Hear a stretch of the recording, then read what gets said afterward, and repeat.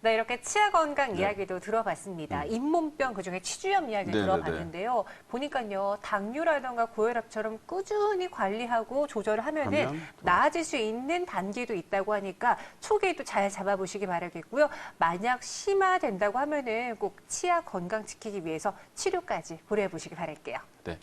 자, 그럼 저희는 이제 그 전에 저희 이제 팔꿈치 맞아요. 위주로 해서 외상과염, 뭐 내상과염, 그다음에 윤활랑까지 자, 저희가 이제 공부를 해봤는데 자, 이제 팔꿈치에서 좀 더 내려와서 저희 이분은 이제 손목 관련된 질환에 대해서 네. 거기에 대해서 이제 원장님께 설명을 듣도록 하겠습니다. 이제 손목하면요, 가장 먼저 떠오르는 게 저는 이제 이 손목 터널 증후군이에요. 네, 그쵸. 사실 뉴스에도 많이 워낙에 나왔어요. 유명해서. 우리 마우스도 네네네. 하느라 아이들도 또 게임한다고 마우스 한다고 이 손목 터널 증후군에 걸리는 사례도 종종 있었는데 네네.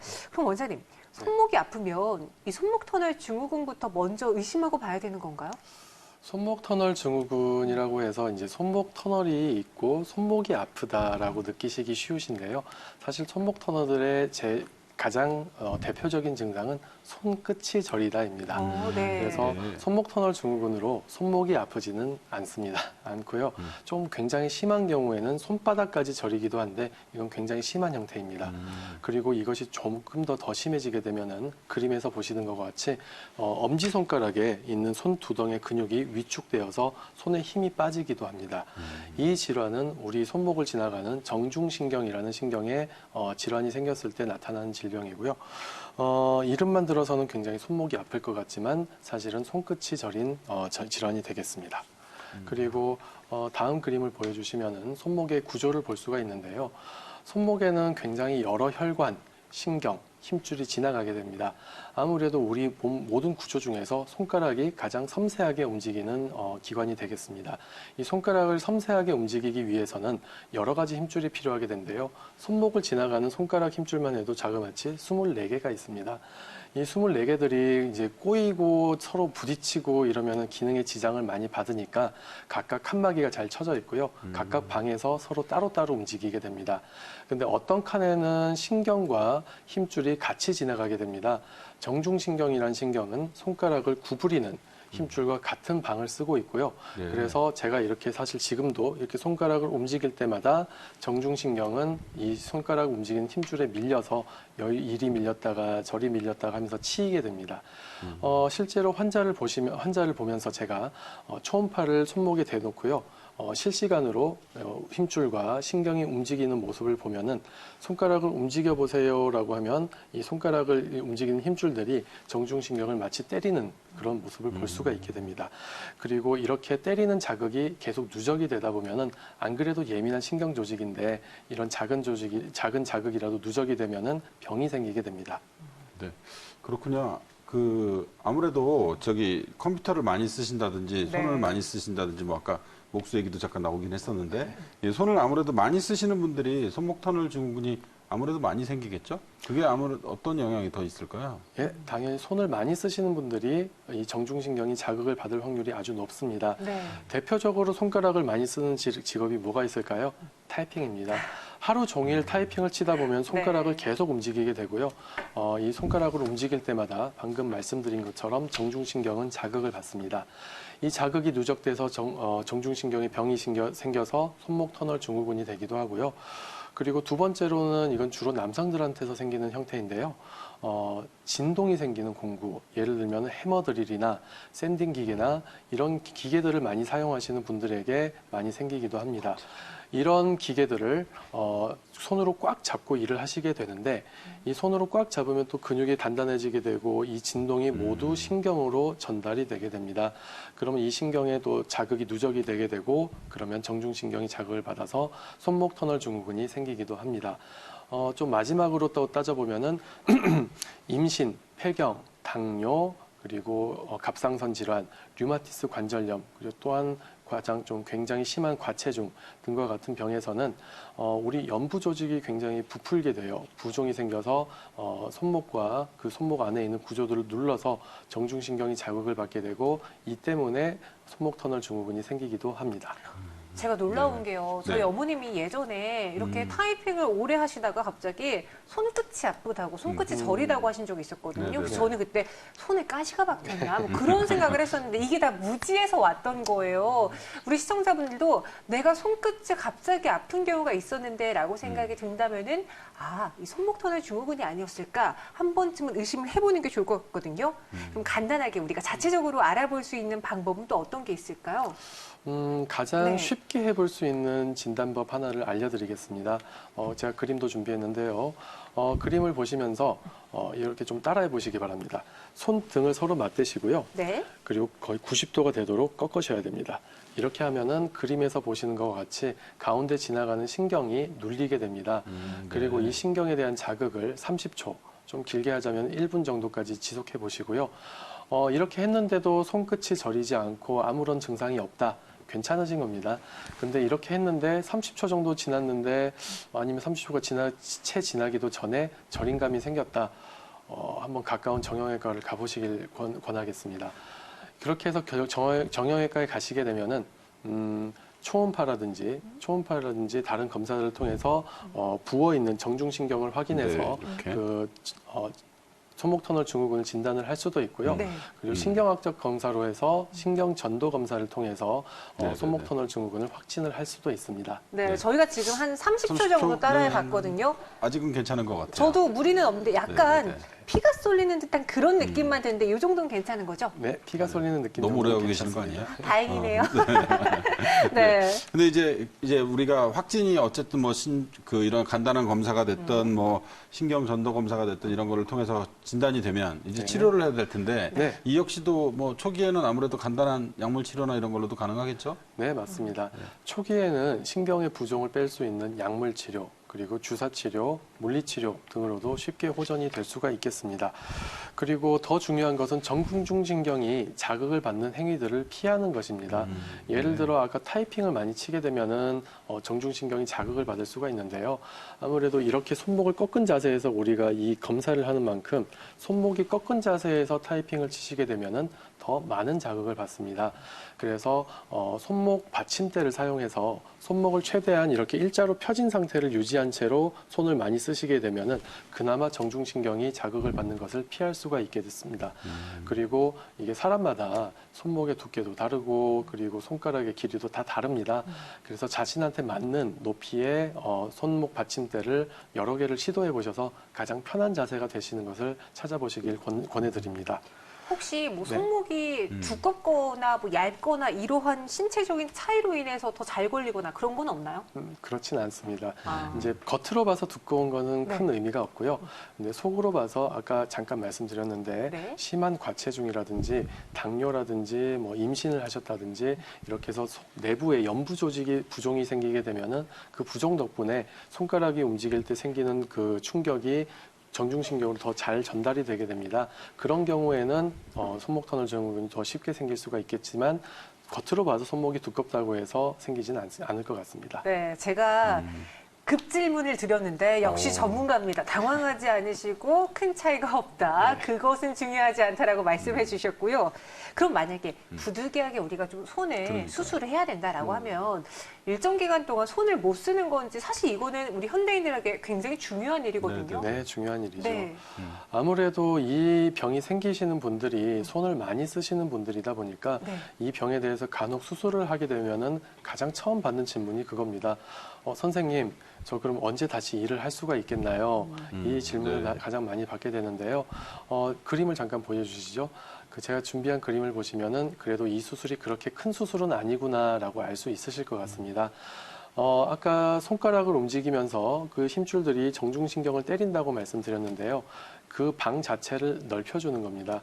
우리 아이 10명을 좁은 방에 넣어놓으면 서로 막 부딪히고 난리 나는데 네. 그 방을 굉장히 넓혀버리면은 서로 쉽게 놀 수가 있잖아요. 비슷한 방법을 쓰는 겁니다.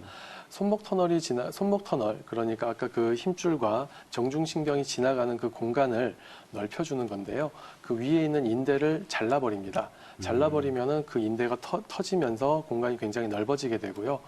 이런 식으로 간단하게 치료가 될 수 있겠습니다. 이렇게 간단하다 보니까 이틀 정도면은 그렇게 힘이 많이 가지 않는 일상생활은 가능하겠습니다. 타이핑 정도는 가능할 것 같습니다만 좀 무리는 있겠고요. 하시다 보면 좀 많이 불편은 하실 것 같습니다만 가능은 하겠습니다. 그리고 어느 정도 좀 많이 회복을 해서서 약간 무거운 것도 들고 하시려면은 한 2주 정도의 시간이 걸리게 되겠고요. 아예 병이 생기기 전에 아주 건강한 손목 상태로 돌아가는 데는 그래도 한 8주 정도의 시간이 걸리게 되겠습니다. 네. 너무 걱정하지 네네네. 않으셔도 될 것 같고요. 손목에서 발생할 수 있는 또 다른 증상 알아볼게요. 우리 원장님도 수술하면서 손 많이 쓰잖아요. 그렇죠, 아무래도. 혹시 이렇게 손 움직이실 때 뚝뚝 네. 소리 나세요? 이거 말고요? 아, 그거 말고. 갑자기 왜 이렇게 무섭게 하세요, 원장님? 아, 아니신가 봐요. 우리 원장님 다행히 네. 움직였을 때 네. 뚝뚝 소리는 안 나는 그렇진 것 않아요. 같은데 네, 다행입니다. 네. 오래 수술하실 수 있겠어요. 네. 그런데 간혹 이런 환자분들도 있다는 거죠. 그럼 네. 이 심각한 단계까지 온 거예요? 사실 손목에서 나는 소리보다는 네. 손가락에서 나는 소리를 좀 더 흔하게 그래서 제가 이거 한 거라니까. 호소하시는 것 같습니다. 네.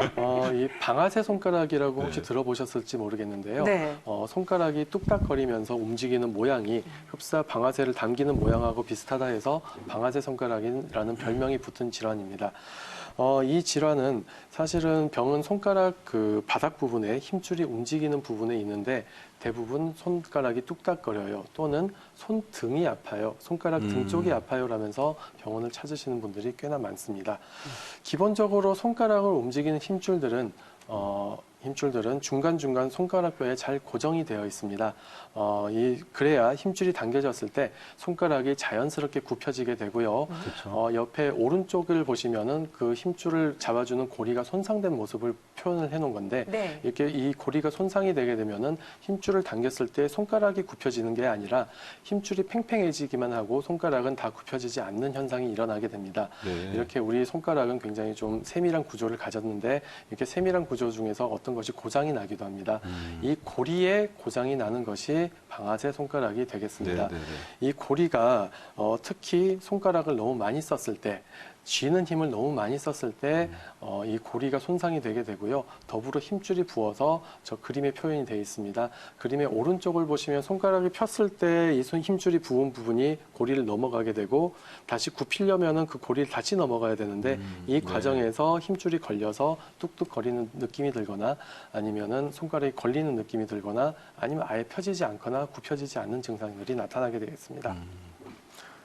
네, 그러면 평소에 증상도 좀 같이 알아봤으면 좋겠는데 이게 뚝뚝 하는 거 말고 아니면 또 어떤 증상이 나타났을 때 우리가 방아쇠 손가락을 의심해 볼 수 있다. 뭐 이런 게 있을까요? 좀 정리를 좀 해주시면. 네, 그 정리를 좀 해보았습니다. 네. 그 옆에 표를 좀 보여주시면 좋겠고요. 그 표에 보시면은 첫 번째, 손가락에 초기에는 이 힘줄이 충분히 붙지 않아서 고리를 잘 통과는 하지만 손가락이 굉장히 뻣뻣한 그런 시기를 지나게 됩니다. 특히 이제 주무시면서 그런 염증 물질이 축적되게 되면은 아침에 일어났을 때 손가락이 많이 뻑뻑해요라고 말씀을 하시게 되는데요. 류마티스 관절염과 굉장히 초기 증상이 비슷해서 간혹은 헷갈리기도 합니다. 그리고 이것이 좀 더 진행이 되게 되면은 손가락을 쥐고 펼 때 뭔가 걸리는 듯한 느낌이 듭니다라는 증상이 있고요. 그것이 조금 더 진행을 하게 되면은 손가락이 잘 구부러지지 않거나 잘 펴지지 않는다라고 말씀을 하시기도 합니다. 그리고 그것이 좀 더 진행하게 되면은 손가락을 나는 편다고 다 폈는데 어떤 손가락을 보면은 다 펴지지 않았어요라고 말씀하시는 분들도 계십니다. 그리고 이런 상태에서 억지로 손가락을 움직이려고 하다 보면은 툭 하면서 굽혀지기도 하고 툭 하면서 펴지기도 합니다.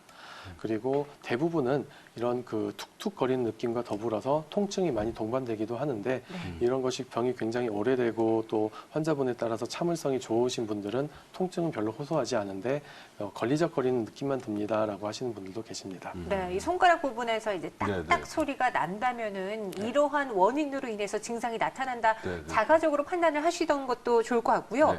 우리가 조금 더 의학적으로 초음파적으로 소견을 또 확인할 수 있다면 어떻게 볼 수 있을까요? 네, 제가 초음파 사진도 같이 준비를 했습니다. 네. 초음파 사진을 보시게 되면은 부풀어 오른 힘줄과 그리고 그 고리까지 같이 부풀어 오른 것을 확인할 수가 있겠습니다.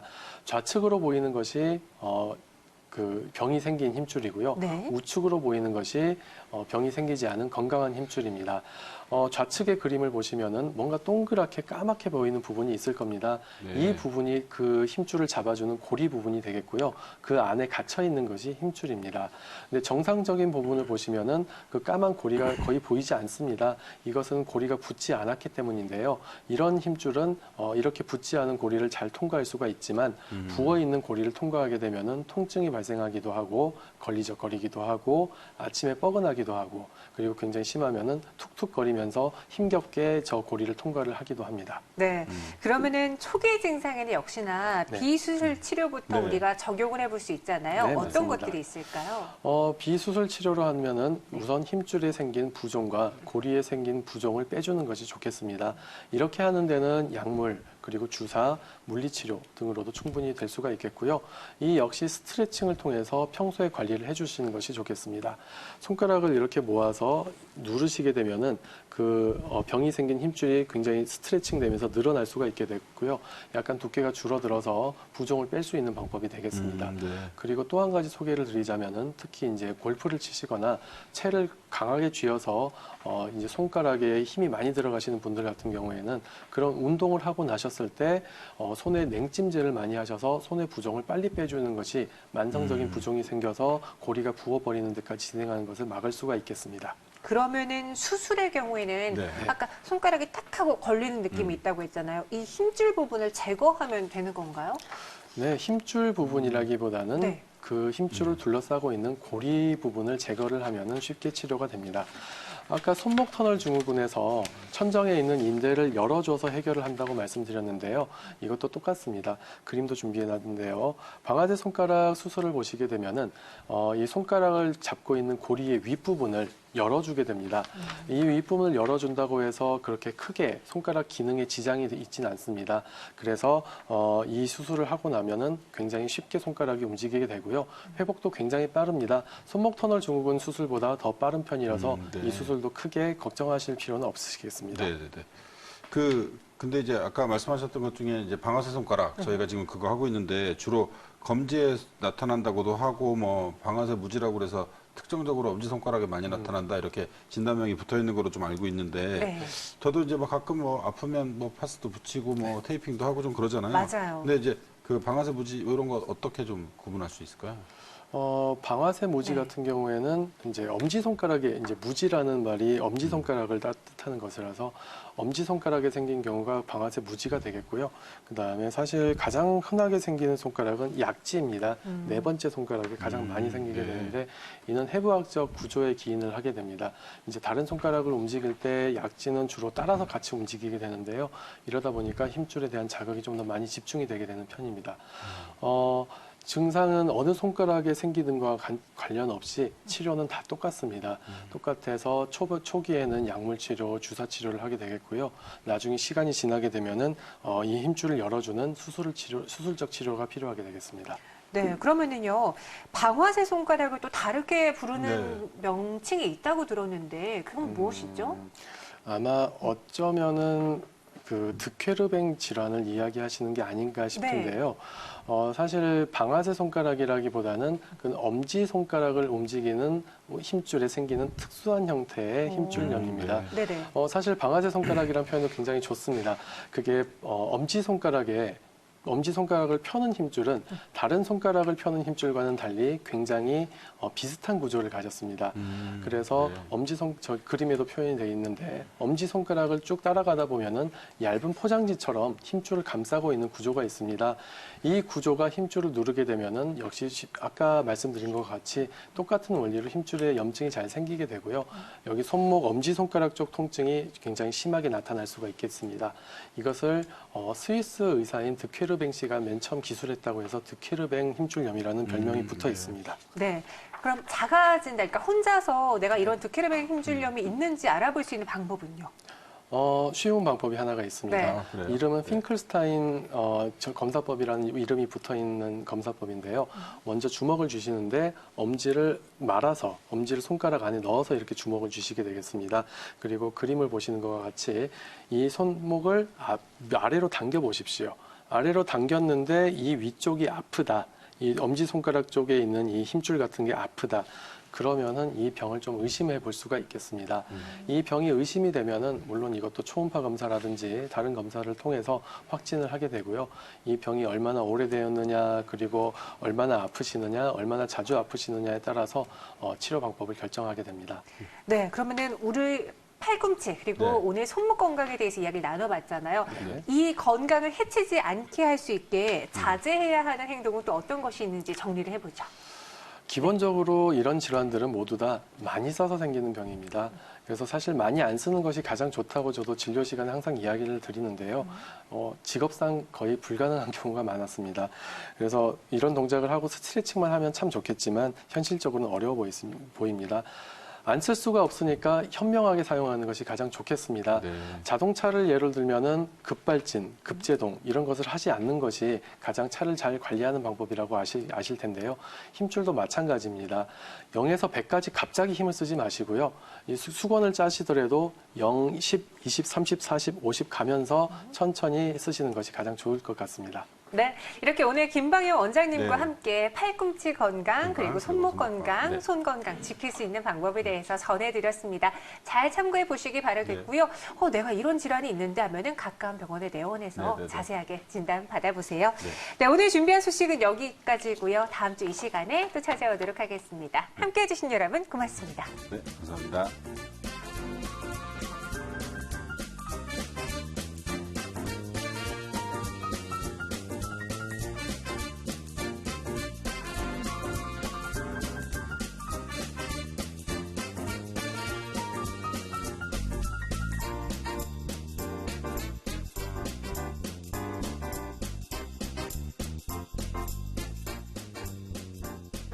본 방송은 의료정보에 대한 제공일 뿐 의료정보에 대한 과시는 위험을 초래할 수 있고 모든 치료에는 부작용이 동반될 수 있습니다.